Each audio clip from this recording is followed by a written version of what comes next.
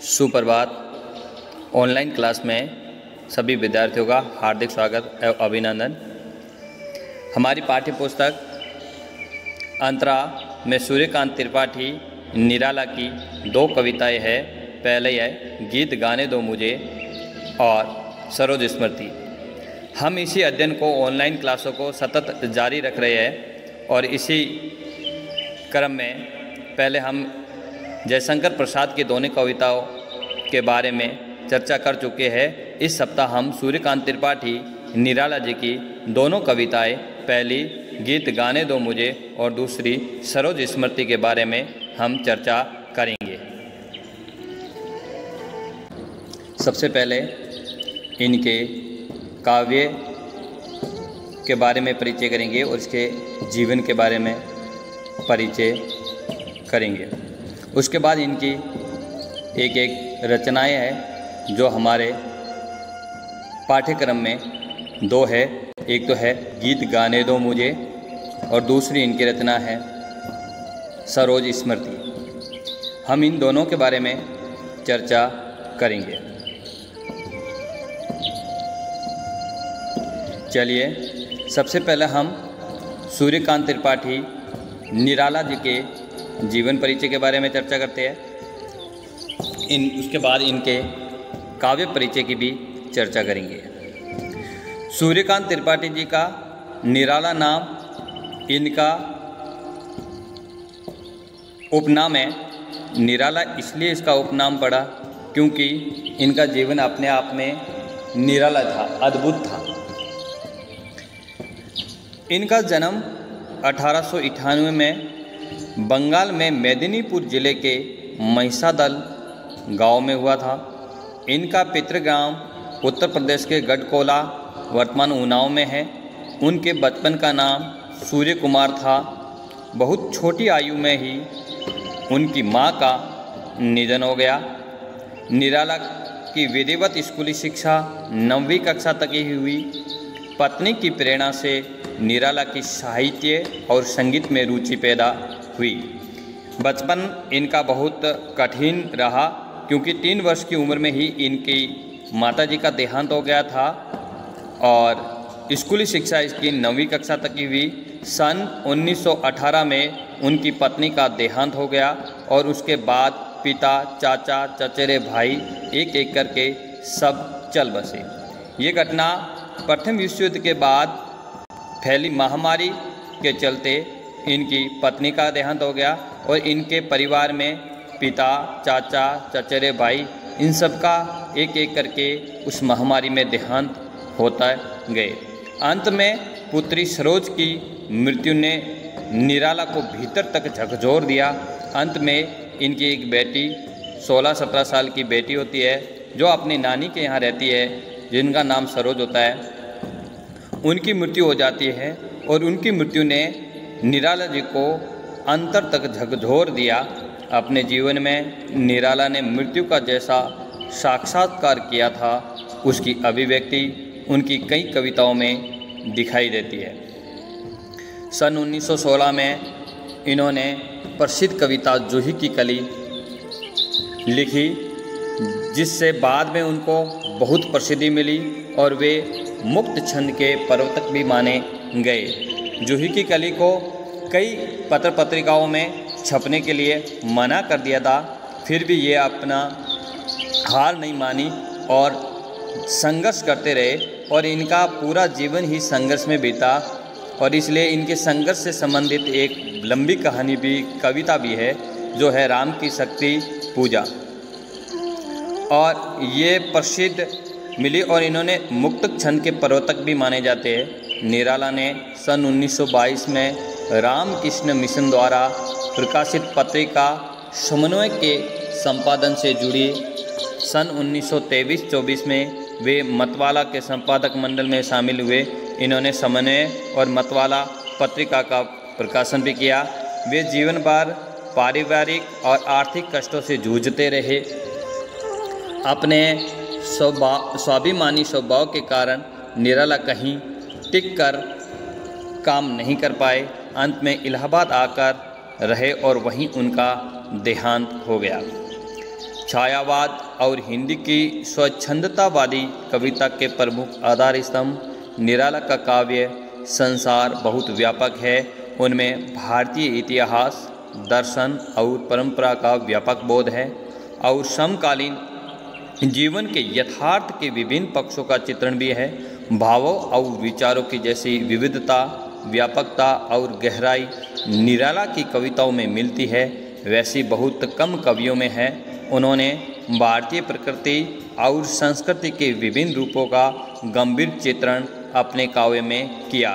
कुल मिला के देखा जाए तो सूर्यकांत त्रिपाठी जी ने अपने भावों और विचारों में विविधता के साथ व्यापकता भी दिखाई है और भावों की गहराइयों को भी छुआ है। वैसे विशेषता अन्य किसी कवियों में मिलना दुर्लभ है।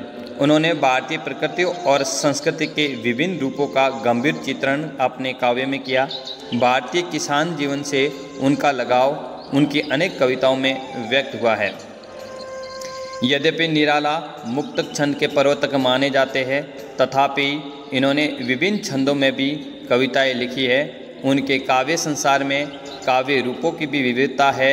एक और उन्होंने राम की शक्ति पूजा और तुलसीदास जैसी प्रबंधात्मक कविताएं लिखी, तो दूसरी ओर प्रगीतों की भी रचना की। उन्होंने हिंदी भाषा में गज़लों की भी रचना की है। उनकी सामाजिक आलोचना व्यंग्य के रूप में उनकी कविताओं में जगह जगह प्रकट हुई है। अब हम इनके राम की शक्ति पूजा और तुलसीदास में तत्सम प्रदान पदावली का और इनकी भिक्षुक जैसी कविताओं में इन्होंने बोलचाल की भाषाओं का सृजनात्मक प्रयोग किया है।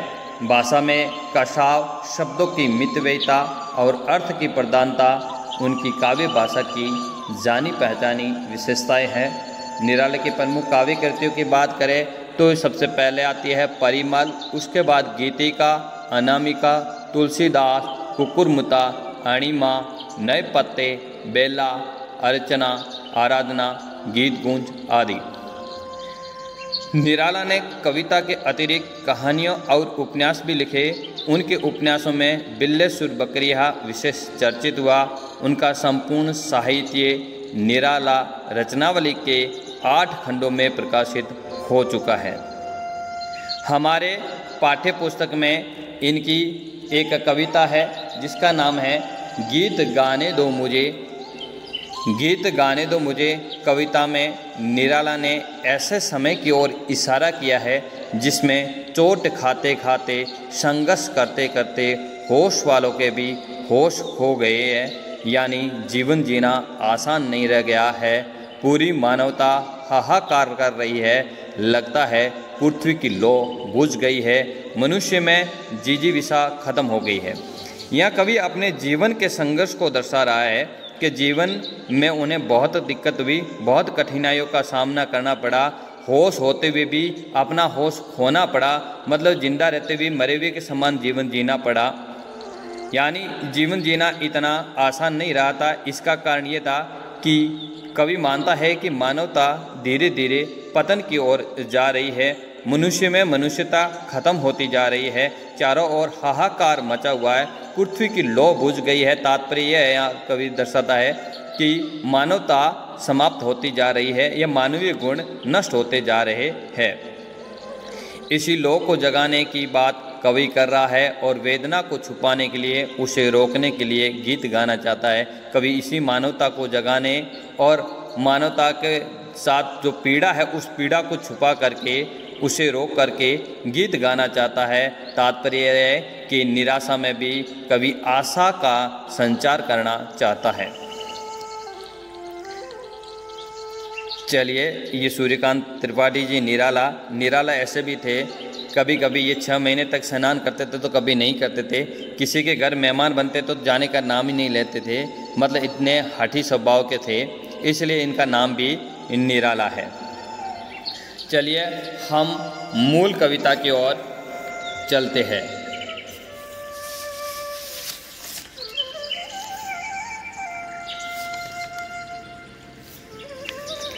गीत गाने दो मुझे, वेदना को रोकने को, चोट खाकर रहा चलते, होश के भी होश छूटे, हाथ जो पाथे थे ठग ठाकुरों ने रात लूटे, कंठ रुकता जा रहा है, आ रहा है काल देखो। भर गया है जहर से संसार जैसे, हार खाकर देखते हैं लोग लोगों को, सही परिचय न पाकर बुझ गई है लो प्रथा की, जल उठो फिर सींचने को। बहुत ही सुंदर कविता है।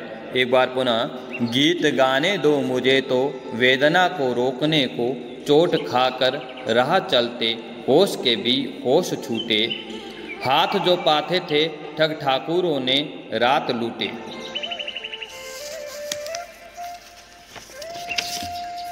यहाँ हम बात करते हैं तो सर्वप्रथम कवि इस पद्यांश में अपनी वेदना को व्यक्त करने के लिए गीत गाने का आह्वान करता है और वह अपने जीवन से लड़ते लड़ते थक गया है, इस कारण वो अत्यंत दुखी है। अपने दुख को कम करने के लिए वे गीत गाना चाहता है। जीवन के कठिन मार्ग पर उन्हें जो दुख मिले उससे वे अब अपने होश खोने लगे हैं। अब कवि इतना आहत हो चुके हैं कि वे अब होश में भी नहीं हैं, होश के भी होश छूटे। कवि निराला जी कहते हैं मेरे होश थे वो भी अब मैं खोने लगा हूँ। अब कवि इतना आहत हो चुका है कि अब वो होश में भी नहीं है।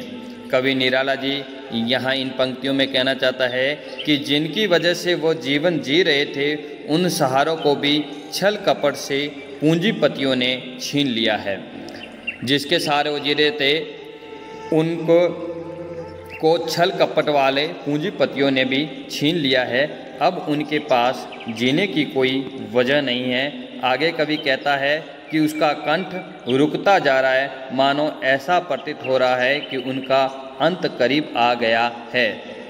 कंठ रुकता जा रहा है मतलब उन्हें बोलने की भी स्वतंत्रता नहीं दी जा रही है, उन्हें जो कुछ कर रहे हैं वो भी रोक दिया जा रहा है। ये शायद पूरी पंक्ति अगर ये बात करे कंठ रुकता जा रहा है, आ रहा है काल देखो, ये शायद जूही की कली नामक जो रचना थी, इन रचना को प्रकाशित करने के लिए कई बार इन्हें दर दर भटकना पड़ा और कई बार पत्र पत्रिकाओं ने उसे छापने से मना कर दिया गया था।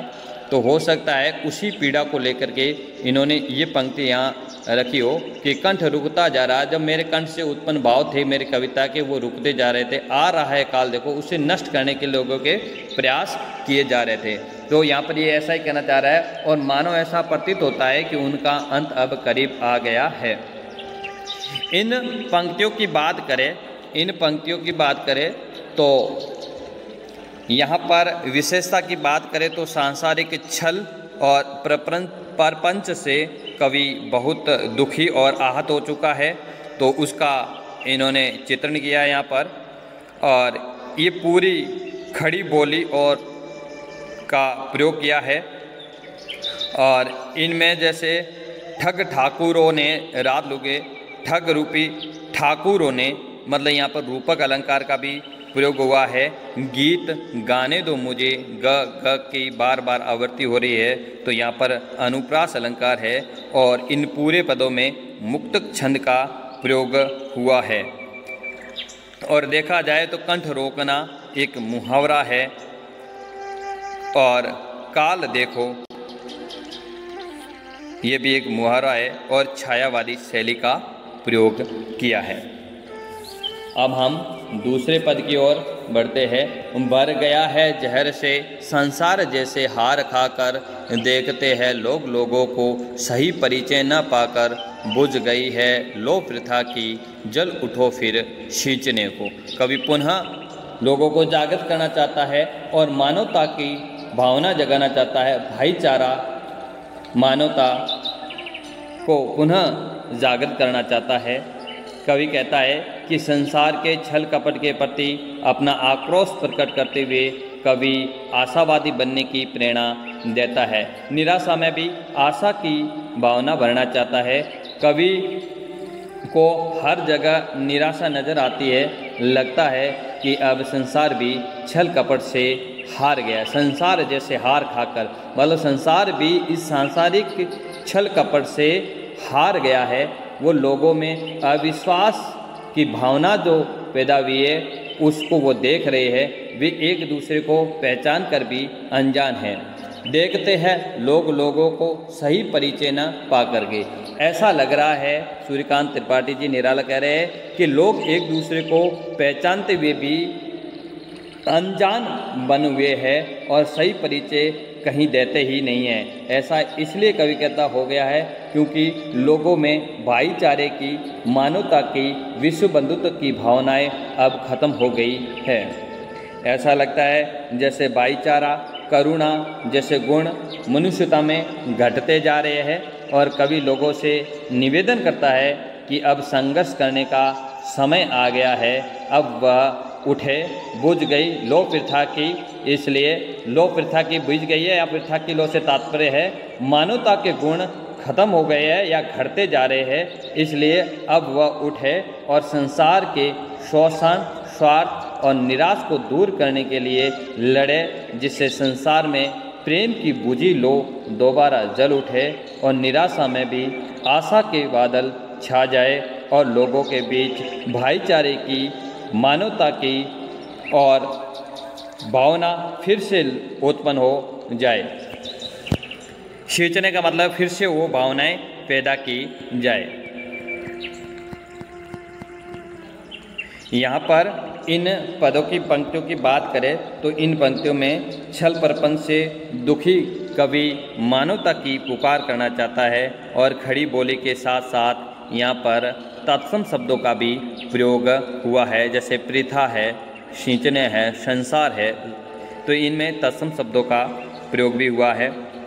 मुक्तक छंद इनके पद में है और जल उठी फिर सींचने, जल गई है फिर भी वो उठ चुकी है, तो यहाँ पर विरोधाभास हो रहा है, एक और जल रही है तो दूसरी ओर उठ रही है, जल करके फिर उठना और सींचना, तो यहाँ पर भी जल उठो फिर, इसमें भी सींचने मतलब विरोधाभास अलंकार का प्रयोग हुआ है। मुक्तक छंद का भी प्रयोग हुआ है और जल उठना, लो भूंजना या लो बुझना जैसे मुहावरे का प्रयोग हुआ है। और वैसे देखा जाए तो ओज एवं जागरण भी यहाँ दिखाई देता है।